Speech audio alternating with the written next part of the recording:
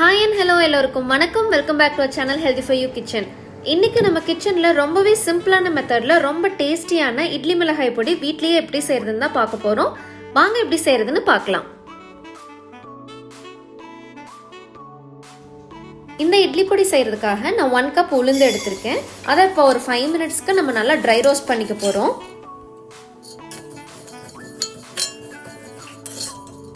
இந்த அளவுக்கு golden brown ஆனதுமே நம்ம வேற ஒரு பாத்திரத்துக்கு ட்ரான்ஸ்ஃபர் பண்ணிடலாம். நெக்ஸ்ட் 1/2 கப் சன்னா தால் எடுத்திருக்கேன். அதையும் ஒரு 5 மினிட்ஸ் நல்லா ட்ரை ரோஸ்ட் பண்ணிக்கலாம். இந்த அளவுக்கு கோல்டன் ப்ரௌன் ஆனதுமே அதையும் வேற ஒரு பாத்திரத்துக்கு ட்ரான்ஸ்ஃபர் பண்ணிக்கிறேன். நெக்ஸ்ட் 1/4 கப் எள்ளு எடுத்திருக்கேன்.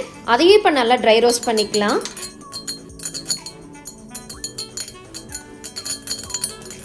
இந்த அளவு கோல்டன் ப்ரௌன் ஆனதுமே அதையுமே வேற ஒரு பாத்திரத்துக்கு ட்ரான்ஸ்ஃபர் பண்ணிக்கலாம். நெக்ஸ்ட் நம்ம காரத்தளவுக்கு எவ்வளோ ரெட் சில்லி வேணுமோ அவ்வளோ ஆட் பண்ணிவிட்டு கொஞ்சமாக கறி லீவ்ஸும் ஆட் பண்ணிக்கலாம். லோ ஃப்ளேமில் நல்லா ட்ரை ரோஸ்ட் பண்ணிக்கலாம்.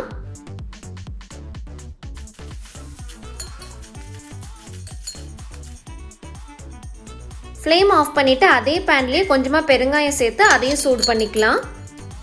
பவுடர் பெருங்காயம் ஆட் பண்ணும்போது இந்த மாதிரி சூடு பண்ணாமல் டைரெக்டாக நம்ம கிரைண்ட் பண்ணும்போதே ஆட் பண்ணிக்கலாம். இப்போ இது நல்லா கூல் ஆனதுமே ஒரு மிக்ஸி பிளெண்டருக்கு ட்ரான்ஸ்ஃபர் பண்ணி கோர்ஸாக பிளெண்ட் பண்ணி எடுத்துக்க போகிறேன்.